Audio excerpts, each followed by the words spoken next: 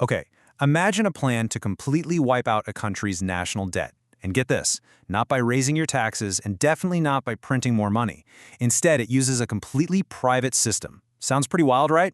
Well, today we're diving into a radical new framework that claims it can do exactly that. It's called NUPA.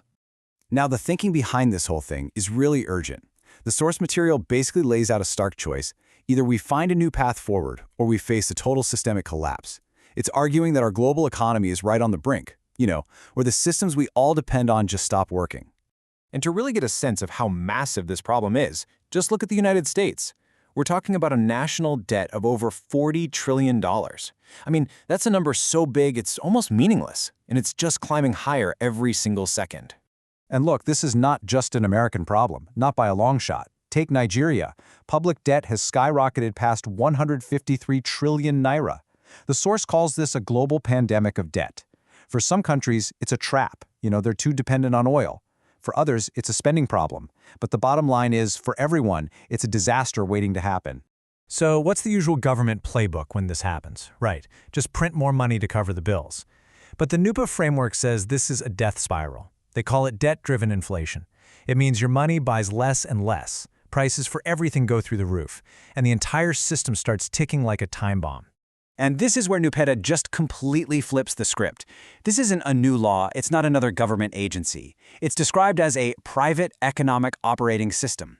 The analogy they use is perfect. Think of it like new software that you install on the existing hardware of a country's contract law. It's designed to run in parallel and fix the broken engine. So how does this private engine actually work? Well, at its heart is a really simple but powerful idea. The framework looks at millions of acres of unused state-managed land, what it calls dead capital, and it proposes turning that land into a wealth-generating machine. By leasing it out for long-term private development, it aims to create trillions in new revenue to pay off the debt, all without raising taxes one penny. Okay, but wait a minute. That brings us to the biggest, most important question of all. If you're suddenly creating trillions of dollars of new value, won't that just cause insane inflation? I mean, aren't you just creating the very problem you're trying to solve? It's a critical point. The framework's answer is a very emphatic no. And the reason why is the whole key to this idea. This new value isn't just being printed out of thin air. It's directly tied to real, tangible things, to actual production. We're talking about the new factories, the energy grids, and the jobs that get created on that land that was once just sitting there doing nothing. So let's get under the hood here. How is this system specifically engineered to be an anti-inflation engine? How does it actually plan to shut down that debt-driven printing press for good? It really boils down to a three-step process. First, you deactivate the money printer. By creating this new fire hose of revenue to pay the debt, you take away the main reason governments print money in the first place. Step 2, you monetize dormant assets. You're not just shuffling money around, you're creating brand new wealth from something that was producing zero. And step 3, this is the kicker, you back the value with utility. All this new wealth is tied to real things, factories making goods, power plants making energy. That real-world output is what gives the currency its strength and, in theory, stops inflation dead in its tracks. And this slide really shows the paradigm shift. On one side, you've got our current system, a tax and debt engine that's basically running on fumes. On the other side, you have the NUPA framework, which wants to create these self-funding revenue loops from land, backed by actual production, creating a national surplus instead of a deficit. Now, it's super important to understand this isn't some rigid, one-size-fits-all American plan. The source calls it a polymorphic protocol. It's a fancy term, but it just means it's a core engine that can be customized. The idea is to adapt it to the unique needs of any country, while that core anti-inflationary mechanic stays exactly the same.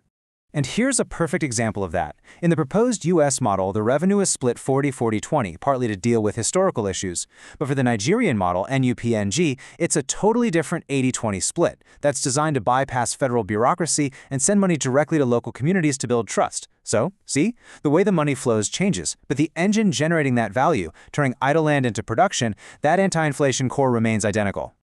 So what's the big payoff here? What are the ultimate outcomes this framework actually claims it can deliver?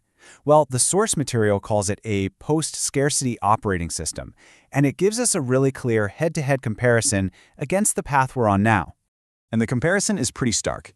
Instead of just borrowing more and more, it promises to fully discharge the debt at zero cost to taxpayers. Instead of a fragile tax system, It offers a self-funding revenue model.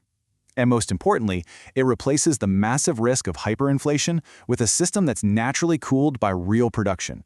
The source even claims that after running millions of complex risk simulations, the framework has a near-perfect survival rate against those unpredictable, catastrophic black swan events. So let's just boil this all down. If you remember nothing else, remember this. The key takeaways are: 1. It aims to get rid of national debt without costing you a dime. 2. It's designed to cool inflation by swapping money printing for real production. 3. It stabilizes currency by backing it with actual industrial output. 4. It creates something called a human firewall to protect jobs from AI. And 5. The whole thing is built on private contracts, so it's supposed to be insulated from political chaos. And all of this leads to what might be the framework's most ambitious claim. The argument goes that when you get everyone's financial incentives aligned, from big corporations to small towns, all pointing towards building and producing, well then conflict just becomes bad for business. Suddenly, peace and stability become the most profitable path forward for everyone. And that really leaves us with this one big fascinating question. Is the NUPA framework just a clever way to dodge an economic bullet within our current system? Or, by creating this parallel, private economic engine that runs on contract law instead of politics, does it represent something much more radical, an exit from the system as we know it altogether? It's a question that really challenges how we think about how economies are supposed to work.